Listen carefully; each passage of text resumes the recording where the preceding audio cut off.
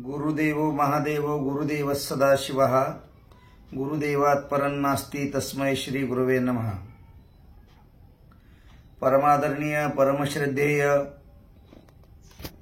पदवाक्य प्रमाण पारावार पारदृष्टे राष्ट्रसंत वसुंधरारत्न डॉक्टर शिवलिंग शिवाचार्य महाराज अहमदपूरकर हे एक आगळं आणि वेगळं व्यक्तिमत्व, ज्यांनी बरीच वर्ष हिमालयात राहून साधना उपासना केली, अनेक शास्त्राचे पुराणाचे चिंतन करून एक सुंदर अशा प्रकारचा आदर्श सर्वांच्या पुढे ठेवला। ते आगळं आणि वेगळं व्यक्तिमत्व भारत स्वातंत्र्यापूर्वी ज्यांनी लाहोर युनिव्हर्सिटीमध्ये राहून वैद्यकीय क्षेत्रामध्ये पदवी मिळवून ते डॉक्टर झाले, त्यांनी हा अध्यात्माचा मार्ग स्वीकारला आणि जगाला एक वेगळा संदेश दिला। आचार्य रेणुक प्रणीत असलेली ही वीरशैवांची धर्मप्रणाली आणि त्या प्रणालीचं आधारभूत तत्वज्ञान आद्य रेणुकाचार्यांनी सिद्धांत शिखामणी नावाच्या ग्रंथाच्या माध्यमातून प्रतिपादित केलं। ते तत्वज्ञान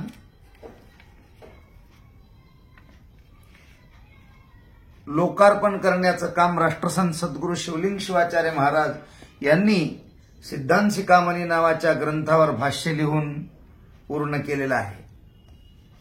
राष्ट्रसंत सद्गुरू शिवलिंग शिवाचार्य महाराज हे आध्यात्मिक क्षेत्राचे महामेरू, त्यांच्याकडे कुण्या अंगाने पाहावं। आरोग्यशास्त्राचे डॉक्टर, आध्यात्मिक क्षेत्राचे डॉक्टर, असे अनेक पैलू पाडता येतील त्यांच्या जीवनाचे। आणि त्यांनी समर्पित जीवनाचा मार्ग स्वीकारला आणि ते राजूर मठाचे मठाधीश झाले। आणि मठाधीश झाल्याच्या नंतर अनेक ग्रंथाचं, शास्त्राचं, पुराणाचं त्यांनी चिंतन केलं। आणि ते चिंतन करत असताना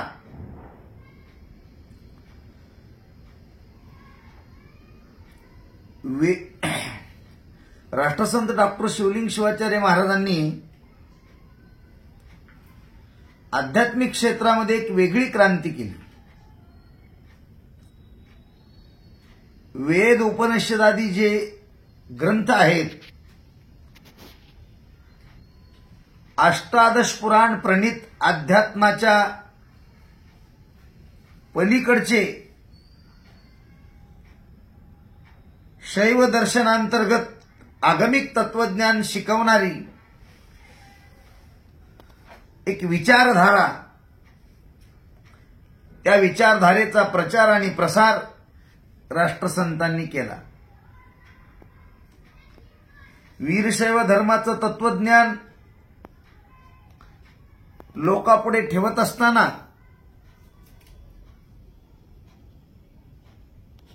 ज्या ग्रंथाची प्रमाण दिली जायची, जी प्रमाणभूत ग्रंथ होती, त्या ग्रंथाचं संशोधन करून राष्ट्रसंतांनी ती प्रकाशित केली, प्रकाशित करून लोकार्पण केली आणि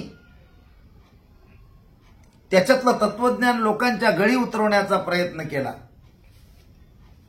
सुंदर अशा प्रकारचं वीरशैव धर्माचं तत्वज्ञान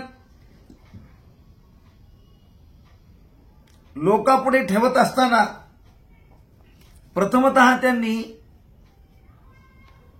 सामान्य लोकांचा विचार केला। ज्या सामान्य व्यक्तींना धर्माचं तत्वज्ञान प्राग संस्कृत भाषेत असलेलं, वैदिक वाङ्मयात दडून बसलेलं, वेद उपनिषद आदी ग्रंथामध्ये दडून बसलेलं ज्ञान सामान्य लोकांना कळणार नाही, म्हणून त्यांनी मराठीतल्या ग्रंथाचा शोध घेतला आणि वीरशैव परंपरेचे जे संत होते त्या संतांच्या वाङ्मयाचा विचार करून ते वाङ्मय अभ्यासलं आणि प्रकाशित करून लोकांना अभ्यासासाठी समर्पित केलं. लोप पावलेली शिवकीर्तनाची परंपरा जी अतिशय अतिप्राचीन अर्वाचीन असलेली शिवकीर्तनाची परंपरा जी भंगीगणापासून आरंभ होते, ती कालप्रवाहात स्थिरावल्यामुळे तिला उजाळा देण्याचं काम राष्ट्रसंतांनी केलं आणि सुंदर अशा प्रकारच्या कीर्तनकारांना अध्यात्माचे धडे देऊन त्यांना कीर्तनासाठी उभं केलं. कीर्तनाच्या उपदेशासाठी जी जी साहित्य संपदा लागते ती त्यांना उपलब्ध करून दिली आणि स्वतः त्यांचं प्रशिक्षण घेऊन त्यांना धर्माचं तत्वज्ञान शिकवलं, त्यांना बोलकं केलं आणि त्यांना कंबर बांधून कीर्तनासाठी उभं केलं. असे शेकडो कीर्तनकार राष्ट्रसंतांनी आपल्या धर्मप्रचाराच्या प्रवाहात निर्माण केले. आणि मग लोक भजन करू लागले, कीर्तन करू लागले. कीर्तनाच्या माध्यमातून, भजनाच्या माध्यमातून लोकांमध्ये धर्मजागृती करण्याचं काम ते करत असताना एक वेगळ्या प्रकारचा आनंद सामान्य भाविकांना प्राप्त व्हावा म्हणून महाराष्ट्रामध्ये आळंदी शिवक्षेत्राच्या ठिकाणाहून जी पंढरपूरला पायी दिंडी येते, पदयात्रा, देहूहून पंढरपूरला जी पायी दिंडी येते, अशा मोठ्या मोठ्या पदयात्रा या महाराष्ट्रात पंढरीश पांडुरंगाच्या दर्शनासाठी ही सगळी मंडळी जाते. त्याचंच अनुकरण करून माऊलींनी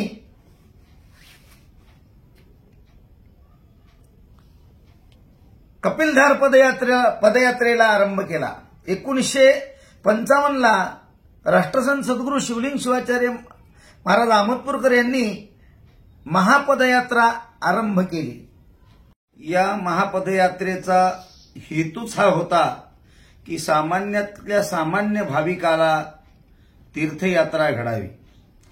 या तीर्थयात्रेच्या माध्यमातून तप घडावं. पायी पदयात्रेच्या माध्यमातून जे तप घडतं ते शारीरिक तप आहे. पायी चालल्यामुळे शारीरिक तप होतं. चिंतनामुळे मानसिक तप होतं आणि सतत नामस्मरण घेतल्यामुळे वाचिक तपही घडतं.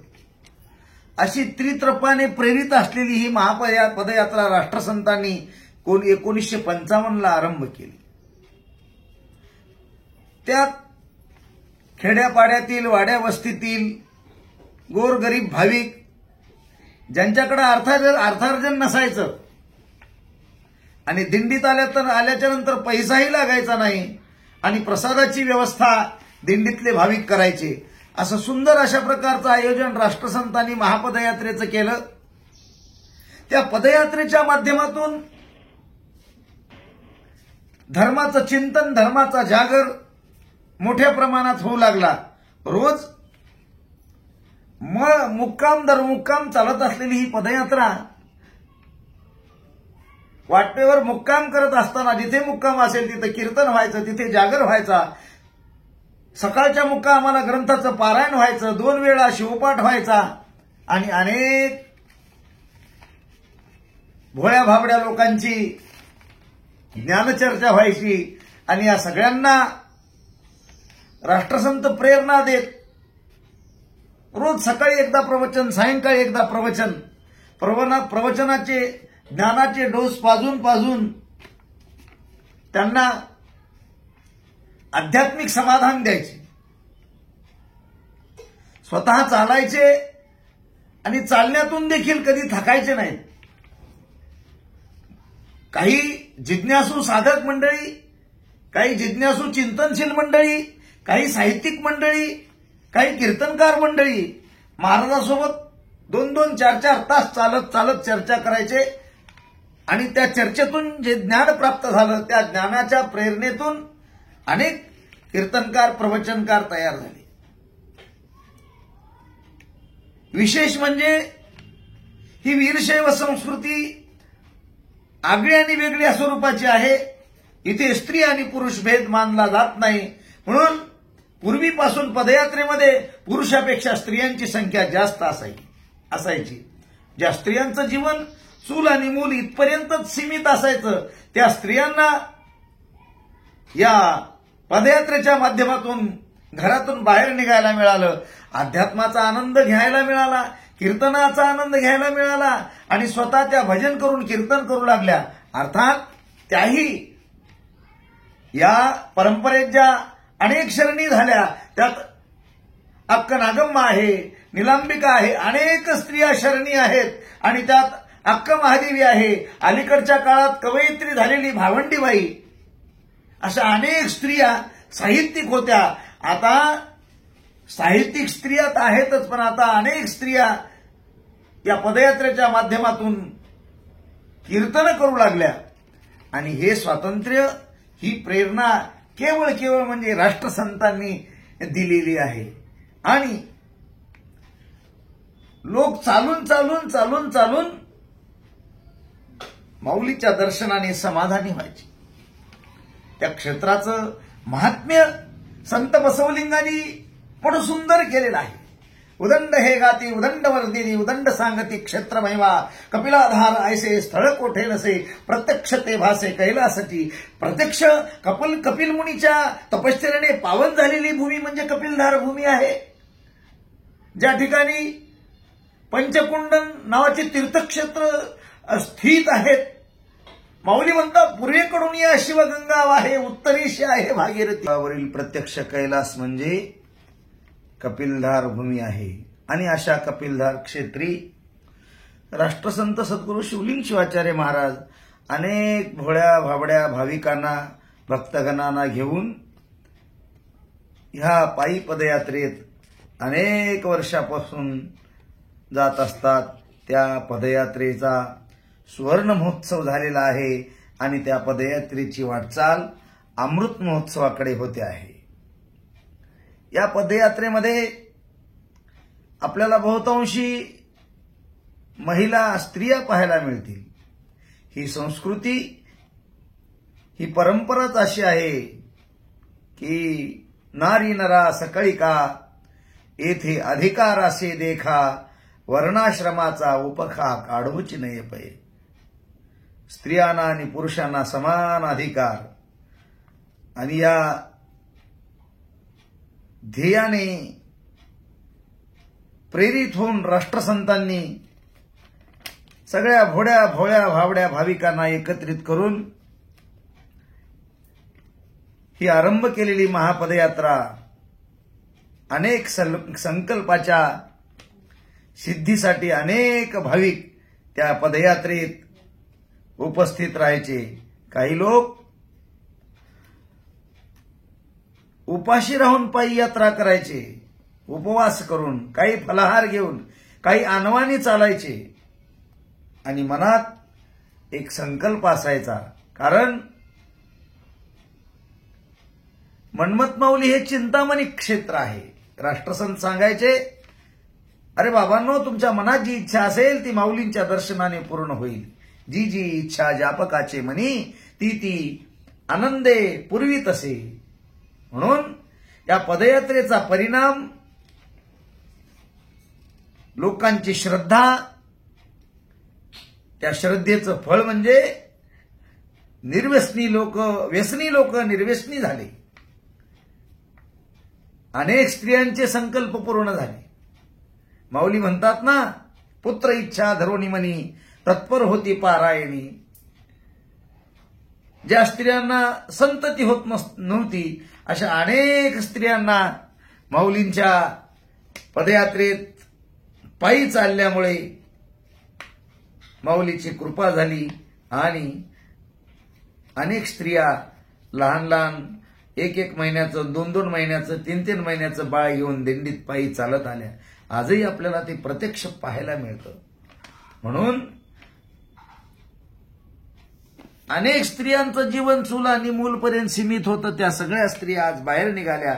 आज पदयात्रेचा आपण अभ्यास केला तर आपल्याला प्रत्यक्ष रूपात महिलांचीच संख्या जास्त पाहायला मिळते. तर हा परिणाम कशाचा आहे? या राष्ट्रसंतांच्या उपदेशाचा परिणाम आहे. म्हणून ही महापदयात्रा अनेक विचाराने प्रेरित होऊन या सामान्य जीवाला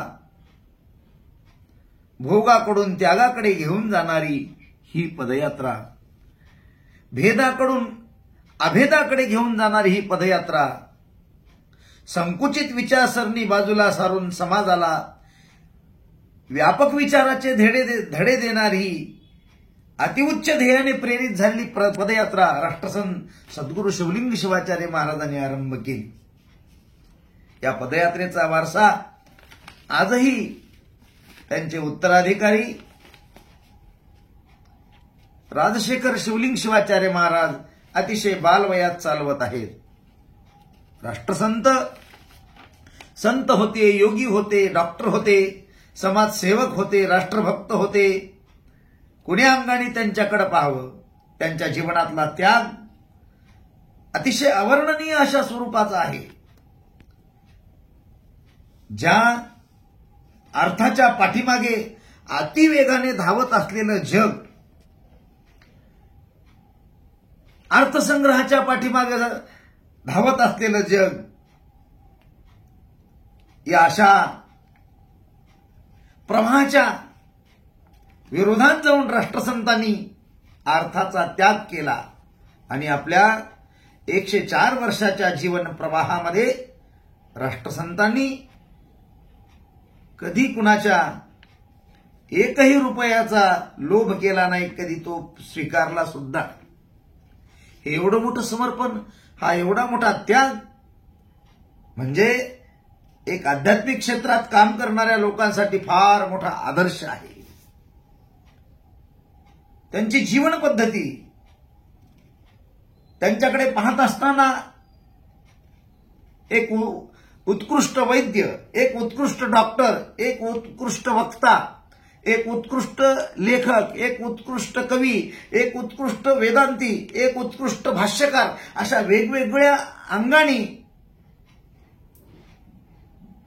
त्यांचं रूप आपल्याला पाहायला मिळतं. ते वेगवेगळ्या अंगाने परिपूर्ण असलेलं ते व्यक्तिमत्व, एकमेव व्यक्तिमत्व म्हणजे राष्ट्रसंत सद्गुरू शिवलिंग शिवाचार्य महाराज. माझा त्यांच्या सहवासातला 40 वर्षाचा अनुभव आणि त्यातले 16 वर्ष म्हणजे त्यांच्या पायाजवळ वास केलेला मी व्यक्ती आहे. लिहायला जर बसले तर 8 तास उठायचे नाहीत आणि एकदा पेन पेजवर टेकवली तर पेज संपल्याशिवाय उचलायचे नाहीत, असं व्यक्तिमत्व. त्यांच्या अक्षराकडे पाहिलं अश्रू येतात. एवढं सुंदर अक्षर. जसं अक्षर आहे तसं व्यक्तिमत्व आहे. जसं व्यक्तिमत्व आहे तसे विचार आहेत. जसे विचार आहेत तसा त्याग आहे, समर्पण आहे. आणि